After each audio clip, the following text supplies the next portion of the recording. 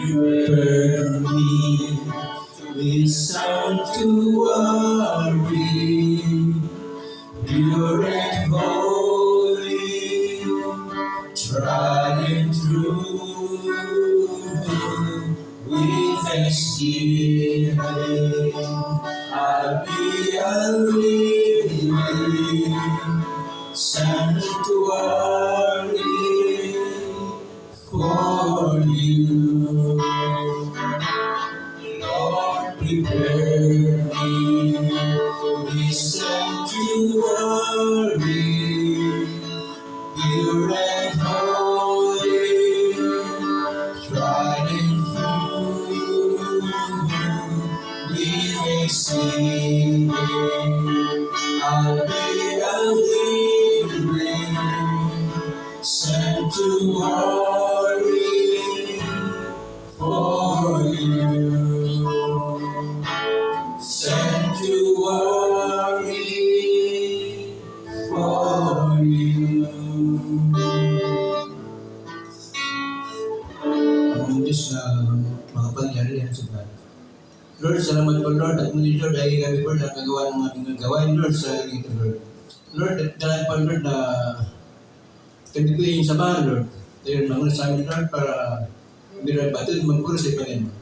Sinanyahan Lord sa pangalan ng si Jesus. Amen.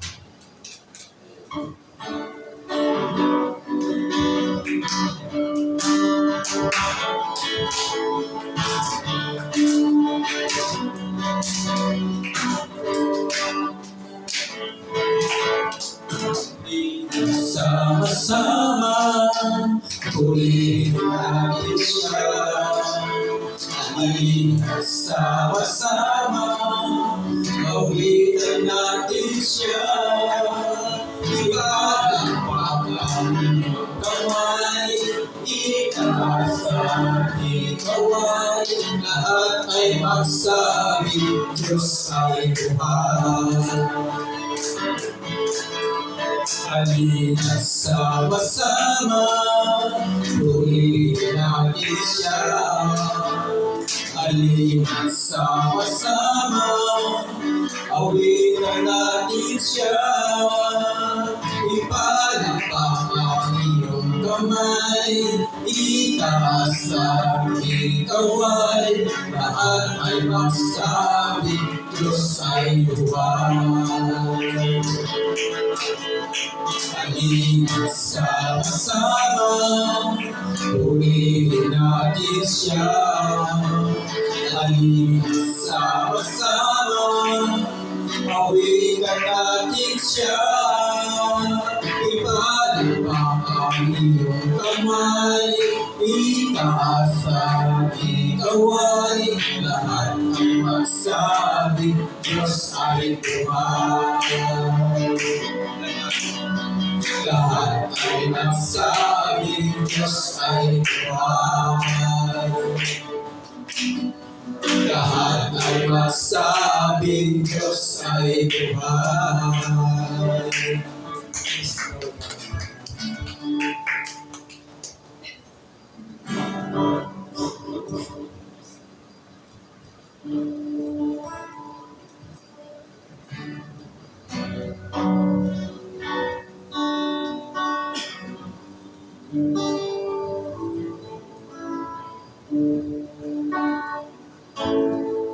Susalilisay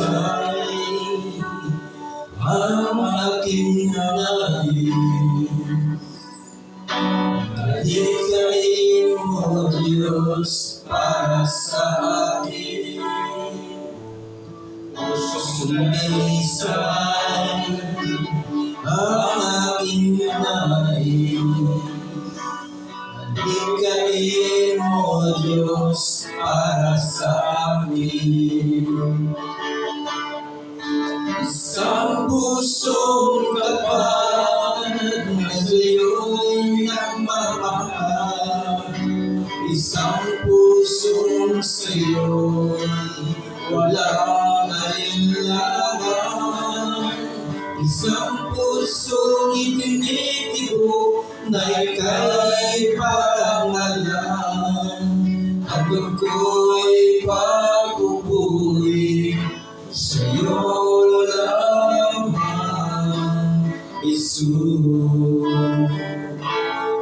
Pusong salisay ang aking labi, Dalikain mo, Diyos, para sa akin. Pusong dalisay ang aking nais. Dalikain mo, Diyos, para sa akin. Isang pusong tapat na sa'yo'y nagmamahal. Isang pusong sa'yo'y walang alinlangan. Isang pusong itinitibo na ika'y paramalan. Ano ko'y pagpupuri sa'yo lamang, Jesus. Ano ko'y pagpupuri sa'yo lamang, Jesus.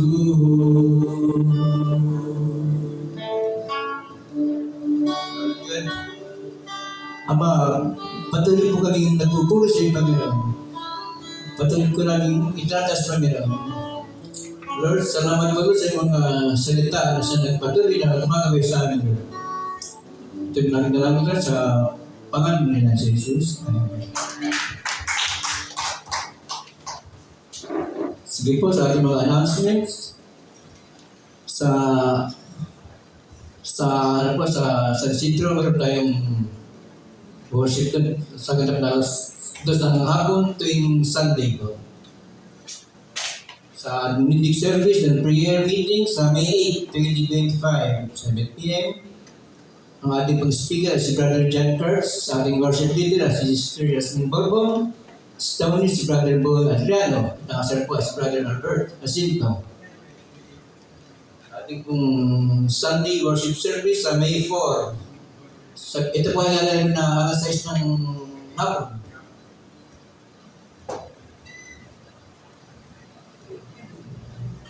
Sa Sunday worship service, May 4, 2025, 6 p.m. Ang ating speaker si Pastor Manny Castro, ang ating worship leader si Brother Renan Lozada, at tithe offering, encouragement ay si Sister Julie Borbon. Ang ating usher ay si Sister Susan Lozada, and ang ating flag sponsor ay ang Boston family. Meron tayong Downwards prayer gathering sa Saturday, May 3. Ito po ay alas 5 ng umaga. Ang ating mga mages pa ay gagawin ni Brother Renan Lozada.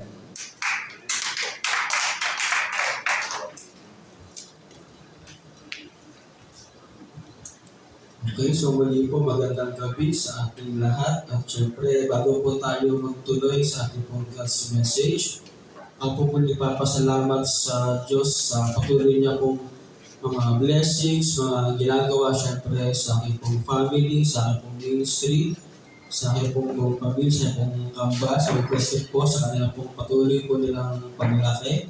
Sa baging Lord sa aking pong hanap buhay, salamat sa kanya pong patuloy na binibigay sa kanya pong mga provision sa araw-araw. Purihin po ang Diyos sa lahat po ng bahagi ng buhay.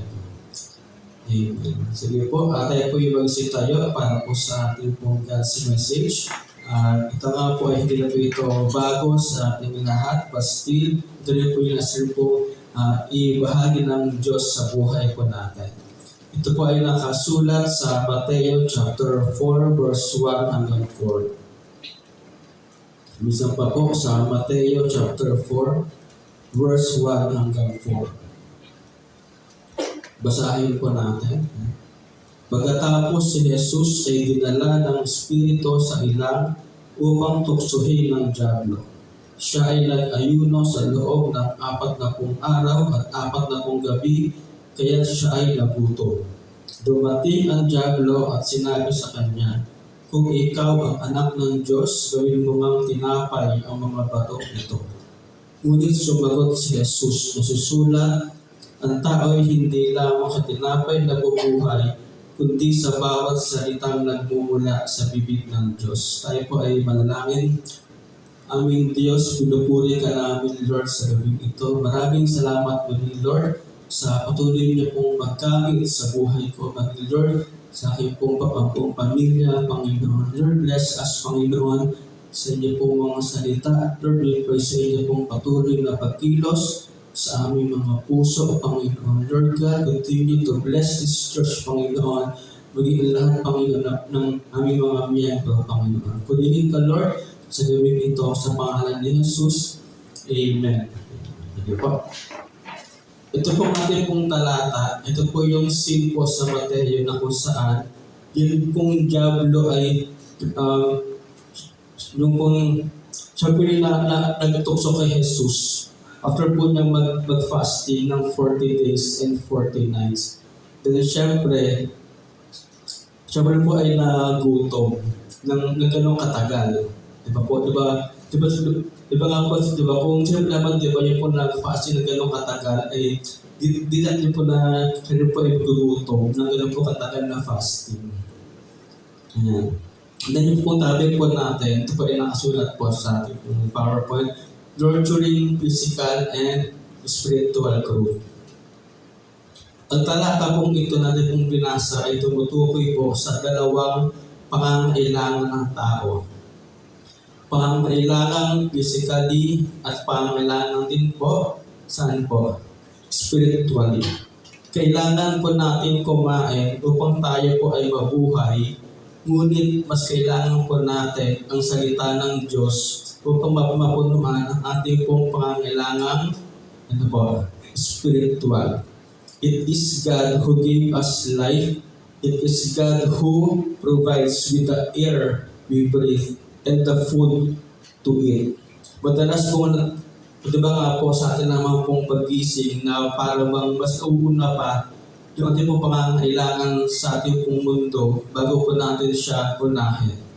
Halimbawa po, pagpasok lamang sa ating pong trabaho or school, kailangan pa natin mag-overtime para lang matapos yung mga deadlines sa ating pong work.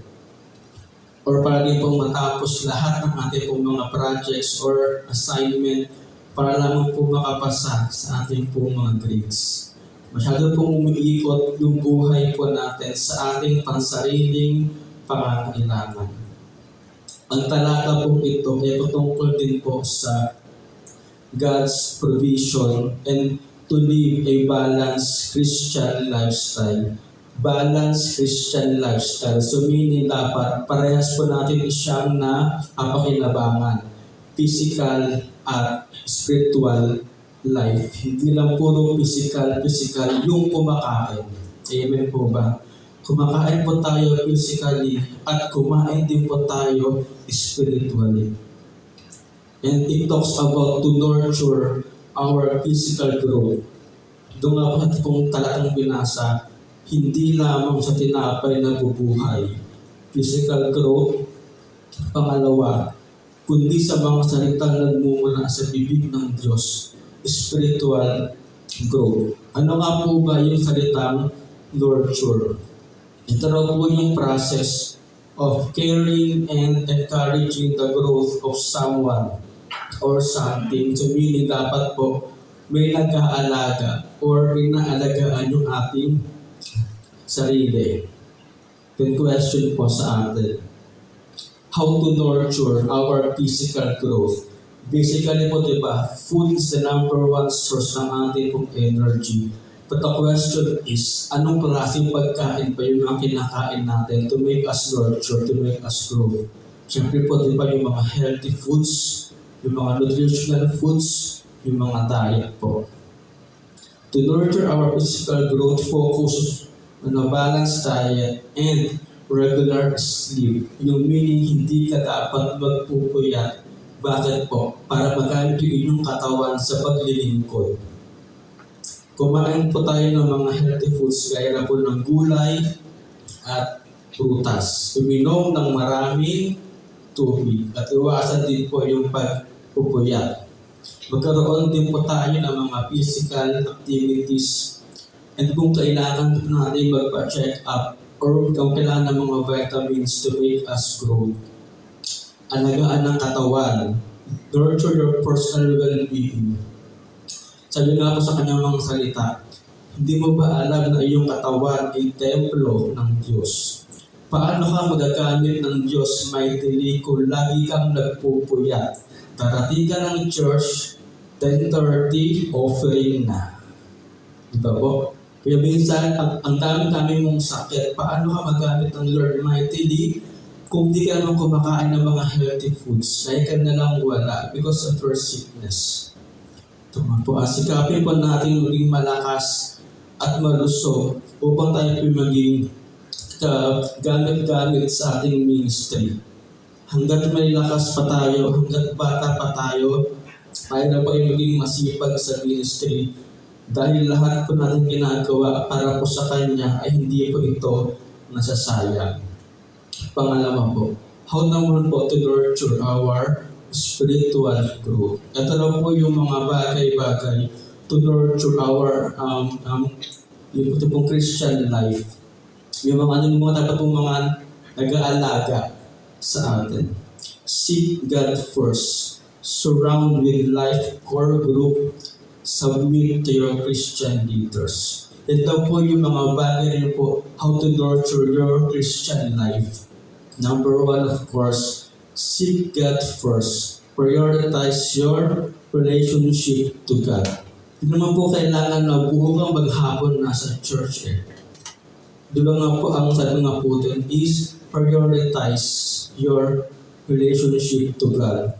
Pag-isip mo pa lamang na syempre kailangan mo rin manalangin or magbasa ng kanyang mga salita. And then kapag gusto sa mga gawain, you have to attend our worship service. Aminin pa natin na kailangan natin ang guidance, pati raw po yung provision ng Diyos sa lahat ng aspeto ng buhay natin. Siya lamang ang sentro ng buhay natin at sa Kanya dapat umiikot ang buhay natin. Wala tayong malilihim sa Kanya at wala rin tayong itatago sa ating Panginoong Diyos. Trust God wholeheartedly or buong puso natin siyang pagkatiwalaan. Pagkatiwala natin sa Kanya ang lahat ng meron tayo at tiyak na tayo pinagtatagumpay sa lahat ng ating balak. Next po, surround with life core group. So meaning, kailangan po natin palakasin yung ating life group dahil tayo rin po ay magpapalakasan sa ating mga bawat grupo. Yung po kanila pong paglago ay ito rin po nakadepende po sa ating pong mga life group leaders. Maging masipag po tayo at maging tapat sa mga taong gusto natin ma-reach out. Pray for them and offer sharing time with them. Magkaroon po tayo ng mga simpleng kumustahan sa ating mga life group and encourage them to attend our church activities. Kasi siyempre din po na kailangan natin gumawa ng mga paraan kung paano po sila lalo pang mapapalakas. Next po, submit to your Christian leaders. So meaning, ito na po yung mga tao sa ating church na nagpapakain sa atin. So, meaning po, sila yung mga workers ng ating church. Your pastors and workers should be our mentors. So meaning, dapat po tayo magpasakop sa ating mga workers dahil they need us and they need them para sa ating pong papalakasan. Magpasakop po tayo sa kanila and be open to them at iparamdam na may tiwala tayo sa kanila at may tiwala din sila sa atin. Make a strong relationship sa ating pong mga workers dahil sila po yung po nakakakilala sa atin. Diba tipong sa loob ng bahay, kung sino ka sa loob ng school, yung mga bagay pa hindi mo kayang ma-share sa iyo pong family, share to your pastors and be with them to our pastors. Sila ang gumagabay sa atin spiritually. At sila rin po yung mga nagpapakain po sa atin upang tayo po ay lumakas. A strong church has a strong worker, but a weak church has a weak worker. Sikapin po natin na tayo po ay lumago at mag-mature dahil sinisikap din nila na tayo po ay tulungan sa ating ministry, magpatuloy sa ating ministry at magpagamit sa ating ministry. And then lastly po, our body and spirit are connected. So, meaning na daw po sila ang connection ng ating pong katawan, maging po yung pong Christian life. Kapag mahina ang ating katawan, magiging mahina din ang ating paglago. Ngunit kung malakas at malusog ang ating katawan, ay magiging malakas din at malusog ang ating spiritual life. Namnamin natin yung sustansya ng salita ng Diyos. I-digest natin mabuti at pagbalay-balay natin ang kanyang salita. Food is the source of our energy, both physical and spiritual. God gives us and provides everything. Have a balanced Christian lifestyle. Purihin po ang Diyos sa ating mga salita. Tayo po ay manalangin sa dalat. Heavenly Father, we praise you, Lord. We thank you, Lord, Panginoon. Lord, kung paano niyo po kami ginagamit ng aming lubang katawan, Lord, we pray, Panginoon, na kami po ilan niyo pong magamit sa aming paglago, Panginoon. Lord, make us, Lord, worthy and strong upang kami po patuloy na makapaglingkod po sa inyo. Sa kabila na aming pong mga naranasan sa aming buhay, pagkilo sa mga dadaanan sa aming mga buhay, Panginoon. Make us strong, Panginoon. Lord, purihin ka sa aming buhay na ito. Salamat, Lord, sa aming pong pagsamba, sa aming pong paglilingkod sa inyo, Lord God. Lord, we pray na kami po ay patuloy niyo pong magamit, Panginoon, hindi lamang sa church, maging sa araw-araw ng aming buhay, Lord God. Purihin ka sa pangalan ni Jesus. Amen. Amen. To God be the glory.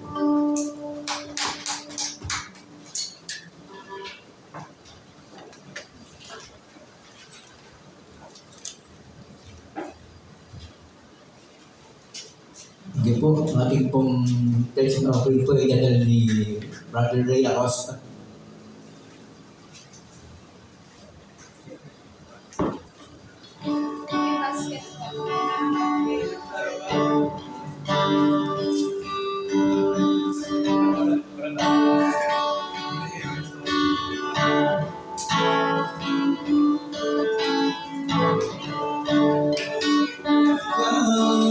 Sa gawain ng Diyos, kung nais mong ikaw magpalaing lubos, halina at ihandog ang mabuting amin, kasabay ang pagsambay at pupuri.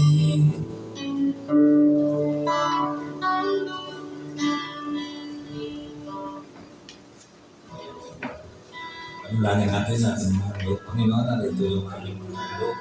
Naway, Panginoon, magamit namin ito sa pagpalagunan yung mga salita dito sa lugar ito na mga Panginoon, pagpalain mo ang lahat ng mga bigay din ng Panginoon sa hindi ka na at balik na ito, Panginoon, sa kanilang siksik. Ito ang aming dalangin sa pangalan ng Panginoon Jesus. Amen.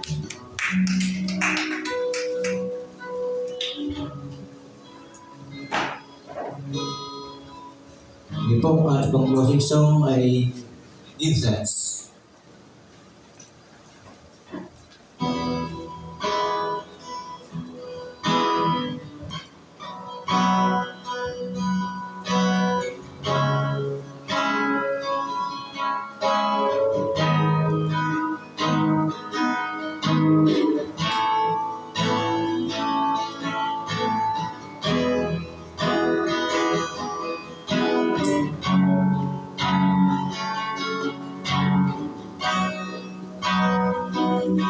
Give thanks with a grateful heart. Give thanks to the Holy One.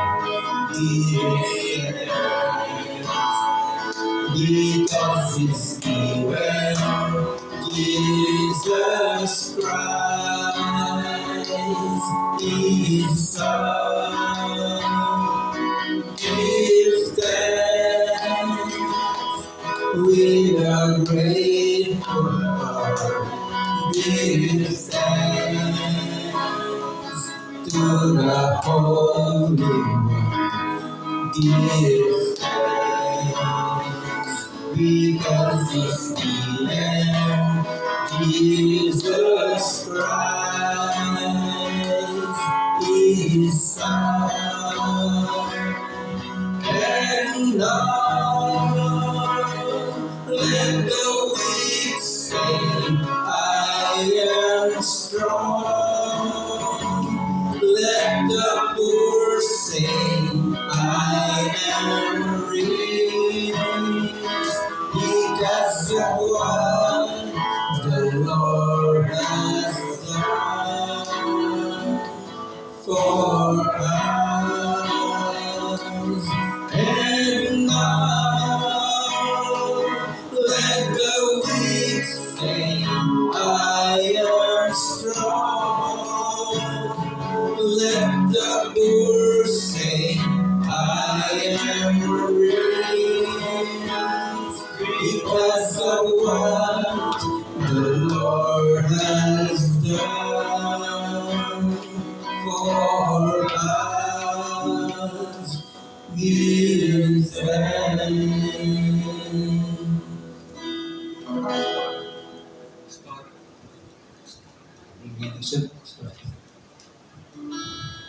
Sige po, tayo pong lahat tayo po, tayo po'y manalangin. Panginoon, maraming salamat po sa iyong mga salita.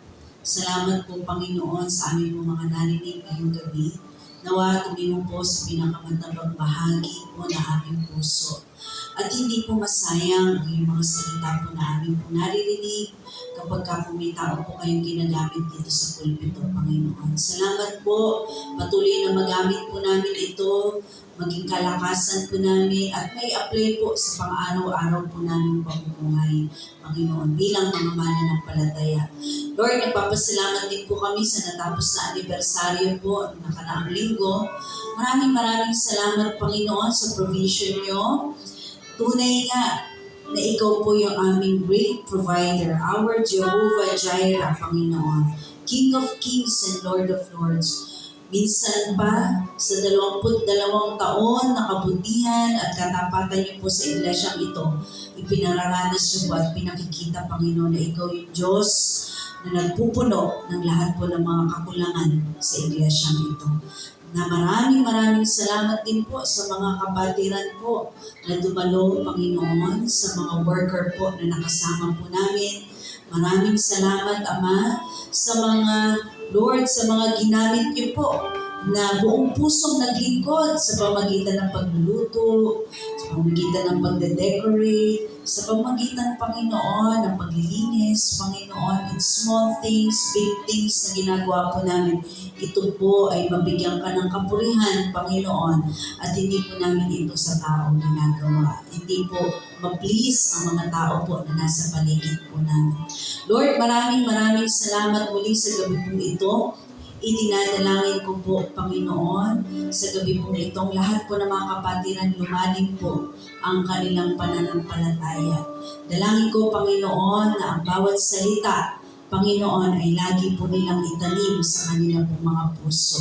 Humingi po kami, Panginoon, ng patuloy na paggabay ninyo, sapagkat, Lord, ikaw yung Diyos, Panginoon, noon, ngayon at kailanman, di po nagbabago.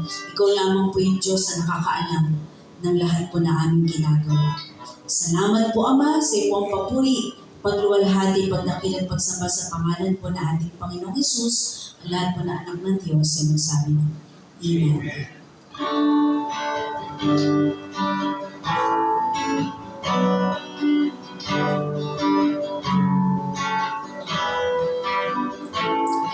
The Lord bless you and keep you.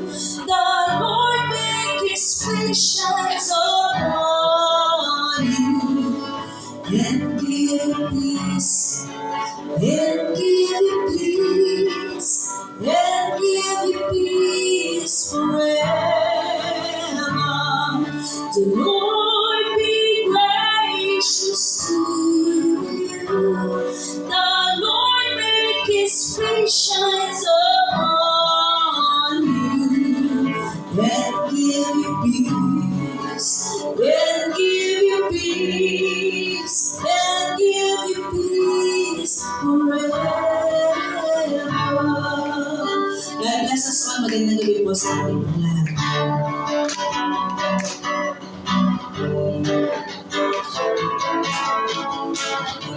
magsama-sama, purihin natin siya. Halina sama-sama, awitan natin siya. Ang maliit, itaas at ikaway, lahat ay magsasabing Diyos ay buhay. Lahat ay magsabing Diyos ay buhay. Magsabing Diyos ay buhay.